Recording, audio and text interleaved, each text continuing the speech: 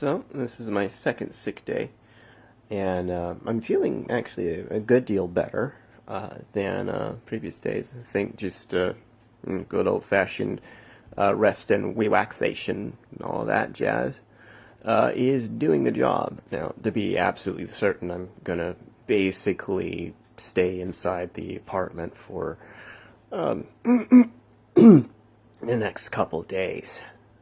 But it looks like things are on the up and up. Moreover, the rest of my roommates have started getting better. Like I don't hear nearly as much coughing and hacking in the middle of the night, so that's good. Yeah, so figured I'd tell you guys a little bit about my living situation since I mentioned it last time.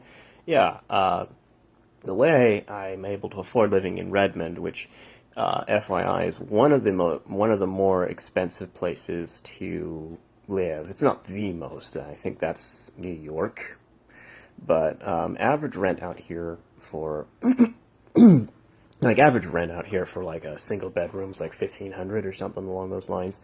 The place we're at, I think we're splitting it between 4 people, and it comes out to 610 per.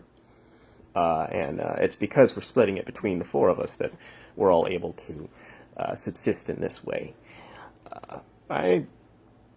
Do I recommend the communal life? Well, it has its pluses and minuses. Obviously, you have to be willing to get to know people, and take what's good, and to an extent accept what's bad, but you also have to be unafraid to get into conflict every once in a while when things just need to be fixed. But overall, it's worked out for me. I've been doing the communal life for, I think, really since I got out of college. Really, I've just been doing that. Finding people who are in a similar situation to myself, and pulling our resources together to get a place that we can stay in, and doing it like that. Anyway, yeah, that's kind of the gist of it. I suppose I can give you a tour of the place. I've still got a couple minutes here. Let's see.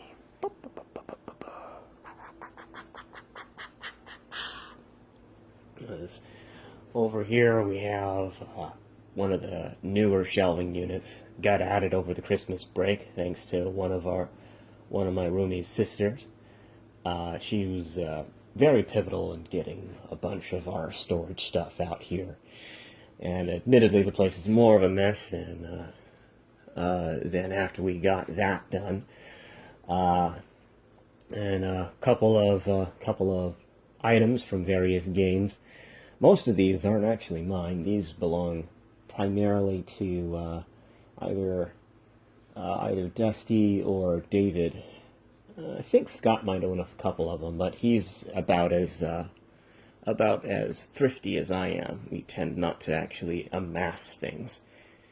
Down here is notebook stash number 1, and then notebook stash number 2, and then my filing cabinet.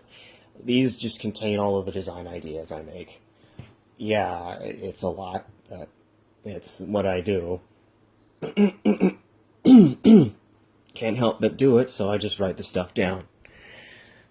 And, well, this is a bunch of games and things. I have to sort through all of this, and eventually we're going to take most of this down to either half-price books or someplace that can actually give us a proper appraisal. It's also where a lot of the cards and things are going to go, because, well, a lot of the guys own a great deal of Magic cards. Owning something and actually using it are two different things. And then over here is do David, a Pokemon Master's master. He's really good at the thing. Makes the game dance. Literally and figuratively. And then our board games, bunch of board games that we've amassed over the years from going from place to place. As some people some people cycle out, but they don't want to take everything with them. So we end up having it. We end up taking it with us. But yeah, that's the place in a nutshell. Yeah, it's a bit of a mess, and I intend to, hopefully, once I'm a little bit better, get it in better order. Anyway, ta-ta for now.